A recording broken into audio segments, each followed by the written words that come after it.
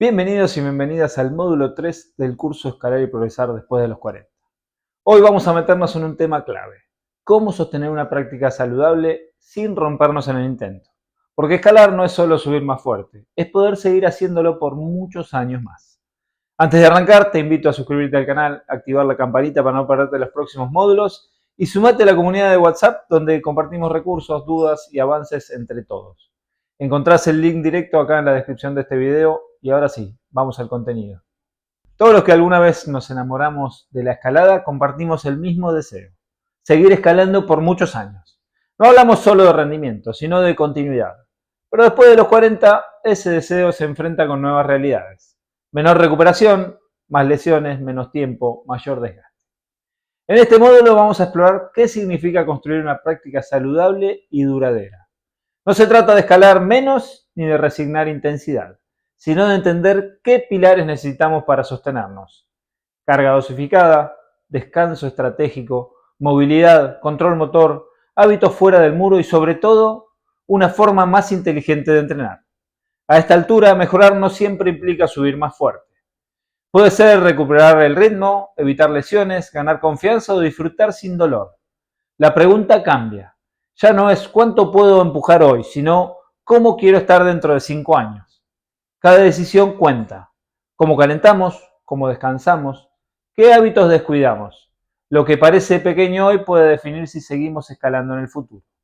Escalar bien es importante, pero escalar por muchos años con salud y deseo lo es mucho más. El entrenamiento sostenido no es una excusa para hacer menos, es una estrategia para sostener el progreso sin que el cuerpo ni la cabeza colapsen. Después de los 40 ya no se trata solo de mejorar rápido, sino de seguir entrenando sin interrupciones por lesión o por agotamiento. Un enfoque sostenible implica planificación, autorregulación y hábitos fuera del muro. Saber cuándo empujar, cuándo dejar de hacerlo y cuándo aflojar. Respetar los tiempos de adaptación. Cuidar al sistema nervioso y no solo a los músculos. Muchos escaladores aún entrenan como si tuvieran 25 años, sin descargar, repitiendo patrones, ignorando señales. Y la consecuencia suele ser la misma: algún dolor crónico, estancamiento y frustración. La sostenibilidad no es sinónimo de suavidad, es saber aplicar el estímulo justo en el momento adecuado. Es entender que el cuerpo necesita más variación, más recuperación y decisiones más finas. Un cuerpo cuidado se adapta mejor. Una práctica inteligente se sostiene más tiempo. Entrenar de forma sostenible no es entrenar menos, es entrenar para durar. Hay una diferencia clave entre entrenar para mejorar y entrenar para poder seguir entrenando. Esta segunda mirada se vuelve esencial después de los 40-50 años, cuando el cuerpo ya no tolera los mismos excesos y las adaptaciones requieren más tiempo y atención. El objetivo ya no es solo avanzar este mes, sino evitar el ciclo de sobrecarga, lesión, pausa y retroceso. Sostener la práctica requiere decisiones más conscientes, menos impulsivas, más conectados con la realidad del cuerpo y del contexto. Entrenar para seguir entrenando implica pensar a largo plazo. Aceptar que cada sesión forma parte de un proceso, no de una prueba. Valorar mucho más la regularidad que la intensidad esporádica. Una buena semana no es la más intensa, sino la que deja el cuerpo listo para la siguiente semana. Un buen mes no es el que marca récords, sino el que transcurre sin molestias ni frustraciones. Y un buen año es aquel en el que seguimos escalando, con deseo y sin lesiones. Sostenerse no es aflojar, es encontrar el ritmo justo que permita seguir en el juego por muchos años más. Pensar en ciclos de carga y descarga no es exclusivo del alto rendimiento. Es una necesidad real para quienes queremos sostener la escalada en el tiempo, especialmente a nuestra edad, cuando la recuperación ya no es automática y el riesgo de sobrecarga aumenta. Una descarga no es una pausa obligada por el agotamiento, sino una herramienta planificada. Puede ser una semana con menos volumen, más movilidad, menos intensidad. Lo importante es que no llegue tarde, cuando el cuerpo ya está avisando con dolor, con mal sueño o con irritabilidad. Muchos escaladores siguen repitiendo semanas intensas sin ningún tipo de corte, creyendo que más siempre es mejor. Pero el progreso se construye sobre un cuerpo que se adapta, no que acumula tensión sin ningún tipo de paz. Incluir descargas regulares no es perder el tiempo, es facilitar la supercompensación, evitar lesiones y permitir que lo entrenado realmente se asimile. Como cualquier sistema biológico, el cuerpo necesita pausas para reorganizarse. No se trata de entrenar menos, sino de entrenar con más inteligencia. La descarga no es debilidad, es una estrategia.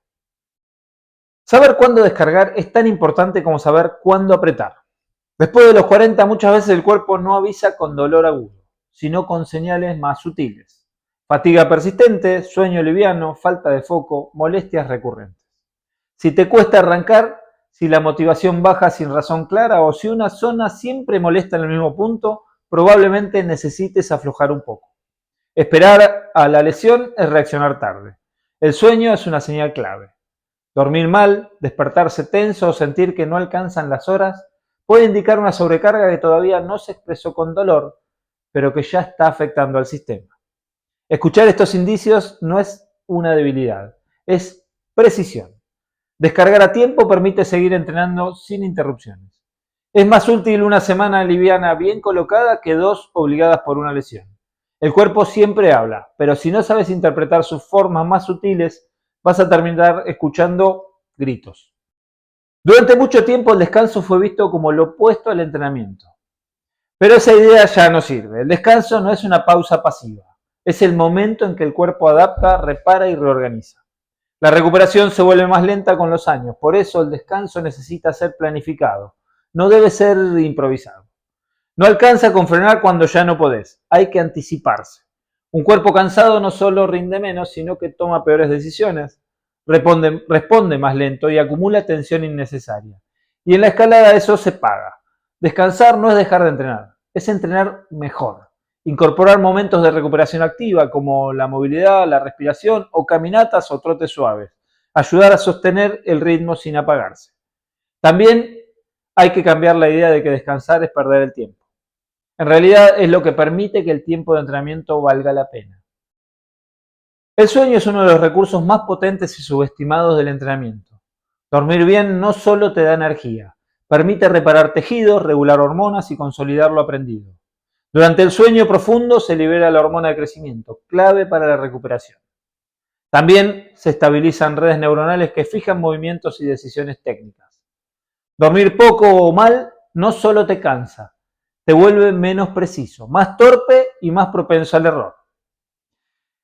Con nuestra edad el sueño suele volverse un poquito más fragmentado, por eso la calidad importa tanto como la cantidad. No alcanza con estar 8 horas en la cama, si el descanso es liviano o interrumpido. Cuidar el sueño no requiere obsesionarse, pero sí prestar atención. Cenar liviano, evitar las pantallas antes de dormir, acostarse a horario estable y desconectar progresivamente. Si entrenás fuerte pero dormís mal, los resultados se diluyen. Pregúntate esto, ¿cómo escalás después de una buena noche? Entonces, ¿por qué seguís descuidándolo? Dormir no es un lujo, es parte del entrenamiento. Repetir siempre lo mismo da sensación de control, pero a largo plazo empobrece la adaptación. El cuerpo no se fortalece con lo idéntico, sino con lo diverso. La variabilidad no es desorden, es estimulación inteligente. Repetir gestos sin cambio aumenta el riesgo de sobreuso. Siempre la misma presa, siempre el mismo ángulo, la misma cadena muscular, etc. Cambiar no solo va a proteger, también nos va a enseñar. Cada variación activa patrones nuevos, estimula la plasticidad, evita automatismos y distribuye mejor la carga. Escalar por distintas vías, cambiar de muro, usar diferentes tipos de agarre o modificar la secuencia de un paso son formas simples de entrenar la variabilidad. También protege la motivación. Lo nuevo despierta atención y un cuerpo atento se mueve mejor. La redundancia funcional, es decir, resolver el mismo problema de distintas maneras, no es solo una idea teórica, es una capacidad entrenable. Y es lo que te permite adaptarte cuando algo duele o algo cambia. Variar no es improvisar, es prevenir, es aprender y es durar más. Progresar no es solo cuestión de fuerza. Lo que marca la diferencia es la capacidad de adaptarse, ajustar el cuerpo, la mente y las estrategias a las nuevas condiciones. Cambian los tiempos de recuperación, aparecen molestias, el estrés externo pesa más. Resistirse a esos cambios no te hace fuerte, te hace vulnerable. En cambio, adaptarte te permite seguir. En la escalada, la adaptabilidad es poder resolver un paso de forma distinta, mover el cuerpo sin rigidez, usar soluciones creativas cuando algo te limita. También es saber cuándo modificar la carga, ajustar la sesión o cambiar de objetivo sin frustrarte. Desde lo motor, los cuerpos más robustos no son los más rígidos, sino los que pueden elegir entre muchas formas de actuar. Y eso se entrena, variando, escuchando y ajustando. La adaptabilidad también es emocional. Saber cuándo soltar, reenfocar y sostener el deseo sin quemarse. Y esto es muy importante. No siempre gana quien más aprieta, sino quien más se adapta. Y eso con los años vale el doble. La sesión estimula, pero es en la recuperación donde ocurre la adaptación. Sin recuperación no hay progreso. Y después de los 40, recuperarse bien se vuelve aún más determinante.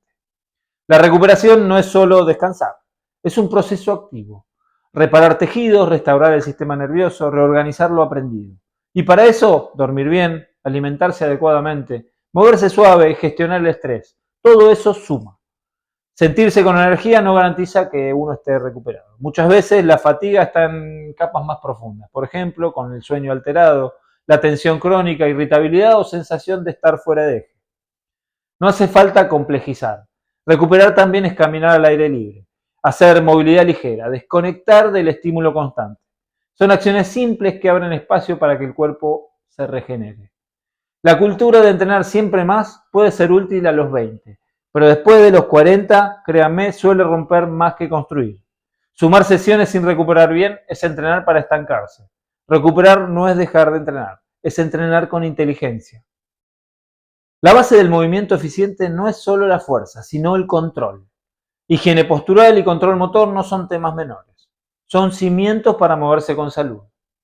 Después de cierta edad, muchas molestias no vienen de un mal gesto puntual, sino de patrones posturales sostenidos y falta de organización corporal. La zona que duele suele estar compensando por otra que no está haciendo su parte. La higiene postural no es quedarse derecho, es movernos desde una estructura estable, con cargas bien distribuidas. El control motor no es rigidez, es capacidad de ajuste fino en tiempo real. Se puede entrenar en los descansos, en el calentamiento, en trabajos específicos de coordinación o estabilidad. No hace falta agregar mucho volumen, sino darle solamente calidad. El cuerpo fuerte pero mal coordinado se gasta más rápido. Un cuerpo bien organizado necesita menos para hacer más. Moverse bien no es un lujo técnico, es una forma de cuidarse.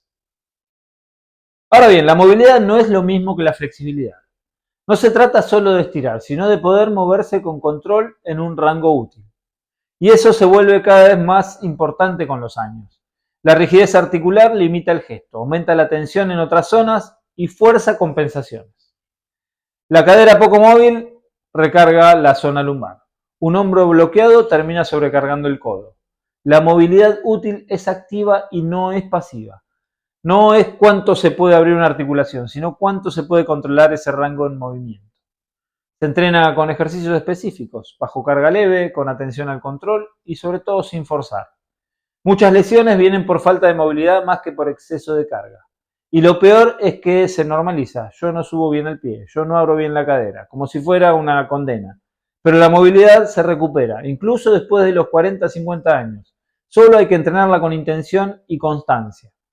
No es para hacer yoga, sino para seguir escalando con libertad. Moverse bien hoy es invertir en seguir moviéndose mañana. Escuchar el cuerpo no es debilidad, es precisión. Es predecir lo que pasa adentro antes de que se transforme en dolor, fatiga o lesión. La interocepción es la capacidad de registrar señales internas como la tensión, el ritmo respiratorio, la energía, las molestias. Y después de cierta edad estas señales empiezan a importar un poco más, porque el margen de error se achica y la adaptación depende del entorno corporal. Pero escuchar no es hacer siempre lo que te da la gana. A veces el cuerpo pide quietud y necesita en realidad moverse. O al revés, la clave está en interpretar con criterio, no en obedecer sin ningún tipo de filtro. Puedes entrenar esta escucha observando cómo te sentís antes, durante y después de cada sesión. ¿Estás ansioso? ¿Estás irritado? ¿Lento? ¿Repetís molestias? Todo eso es información. La intuición no es mágica. Es experiencia acumulada más atención presente.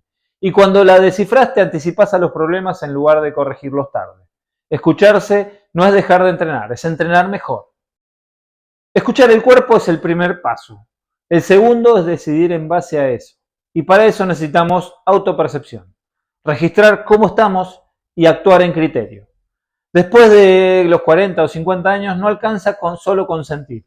Hay que entender lo que sentimos, si es fatiga acumulada o si es una tensión pasajera, una alerta real o solo una excusa. La autopercepción afilada te ayuda a evitar malas decisiones. Forzar cuando no da, repetir cargas innecesarias o sostener hábitos que ya no funcionan. También te permite distinguir los tipos de fatiga. No es lo mismo estar muscularmente cansado que emocionalmente saturado. No se resuelve de la misma forma. Tomar decisiones con criterio a veces implica bajar la carga, modificar el plan o incluso descansar. No es rendirse, es sostenerse. La experiencia ayuda, pero no garantiza nada si no se acompaña con reflexión. Frenar un pegue, cambiar una rutina, no seguir al grupo, eso también es entrenar. No es solo fuerza lo que se necesita, es saber elegir mejor. Y eso empieza con percibir y con decidir mejor. Puedes entrenar con lógica y escalar con criterio, pero si lo que haces fuera del muro va en contra de tu salud, el progreso se frena. Después de los 40 todo pesa más, la comida, el sueño, el estrés, el sedentarismo. El cuerpo ya no compensa como antes. Lo que resta, resta de verdad. La alimentación no es solo combustible, afecta a la recuperación, la inflamación y la energía disponible. Dormir mal o vivir acelerado te deja sin margen para adaptarse a la carga. También está lo que se denomina como invisible. Tensiones de trabajo, discusiones, horarios rotos. Todo eso impacta en cómo escalás, aunque no lo notes directamente. No se trata de llevar una vida perfecta, pero sí de entender que lo cotidiano condiciona tu práctica. Y que muchas veces mejorar tu escalada implica cambiar lo que haces cuando no estás escalando. Lo que suma, lo que resta, lo que sostiene. Afuera del muro también se entrena. No siempre son las grandes decisiones las que sostienen la práctica. A veces son los pequeños hábitos diarios los que hacen la diferencia. El cuerpo responde menos a estímulos aislados y más a los que son constantes.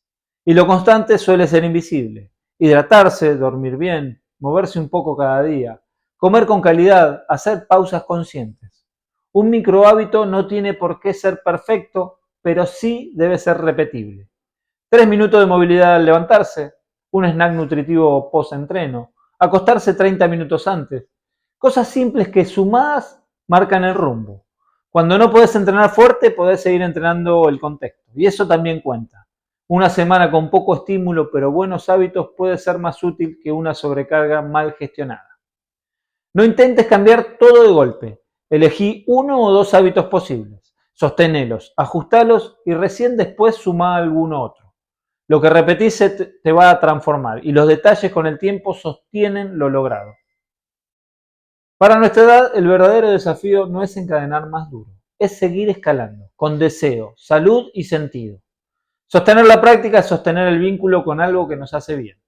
El progreso ya no es lineal ni explosivo, es más lento, más fino y más profundo. A veces no se ve en el grado, sino en el gesto. En escalar sin dolor, en volver a disfrutar, en sentirse bien después de una sesión.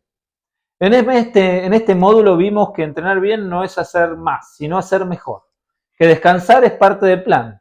Que variar, adaptar y escuchar no son debilidades, sino estrategias. Lo que haces fuera del muro importa.